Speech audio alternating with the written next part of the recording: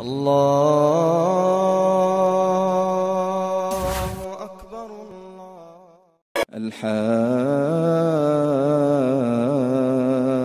الحاقة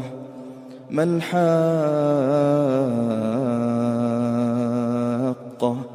وما أدراك ما الحاقة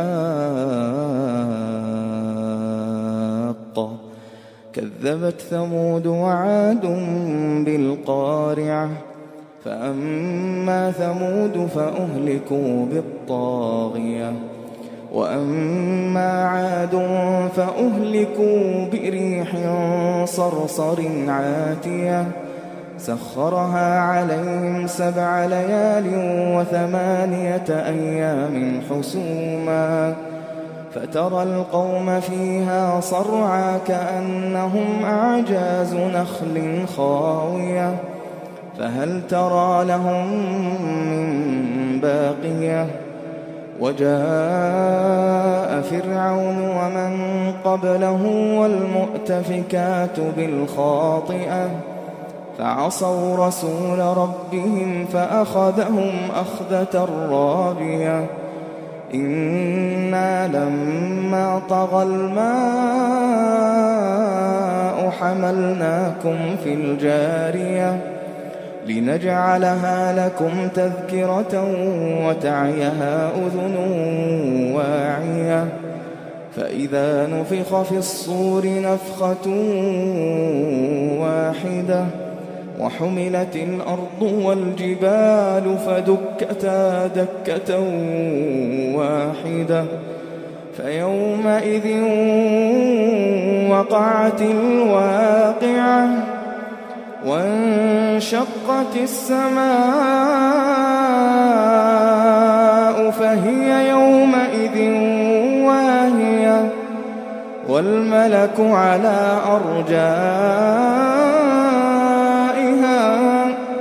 ويحمل عرش ربك فوقهم يومئذ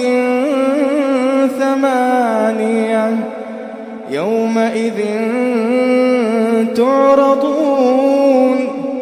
يومئذ تعرضون لا تخفى منكم خافية يومئذ تعرضون لا تخفى منكم خافية فأما من أوتي كتابه بيمينه فيقول هاؤم اقرءوا كتابيه إني ظننت أني ملاق حسابيه فهو في عيشة راضية في جنة عالية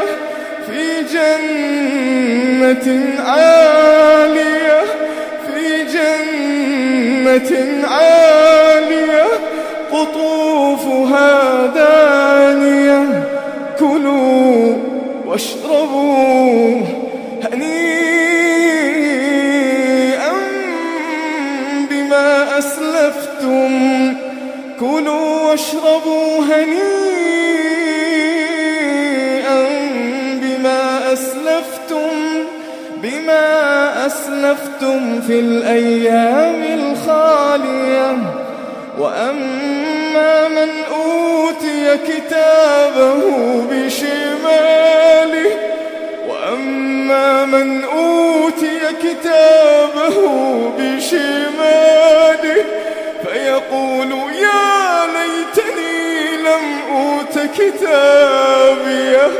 فيقول يا ليتني لم أوت كتابيه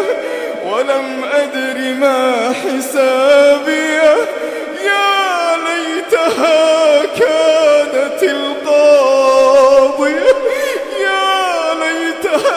كانت القاضية ما أغنى عني ماليه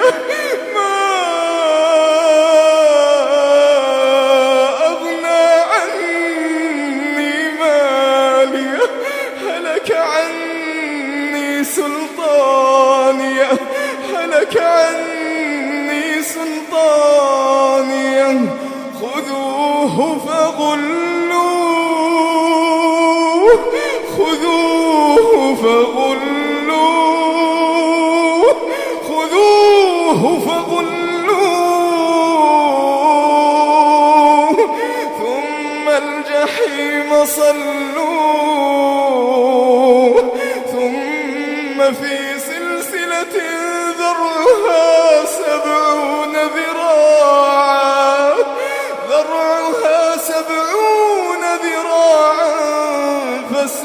فاسلكوه ذرعها 70 ذراعا فاسلكوه إنه كان لا يؤمن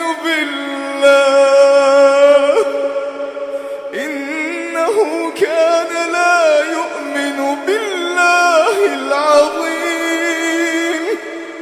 ولا يحض على طعام المسكين فليس له اليوم هاهنا حميم إنه كان لا يؤمن بالله العظيم ولا يحض على طعام المسكين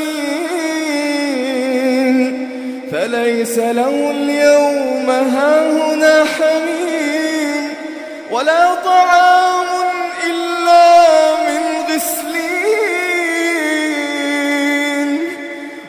طعام إلا من غسلين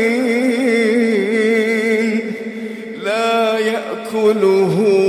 إلا الخاطئون.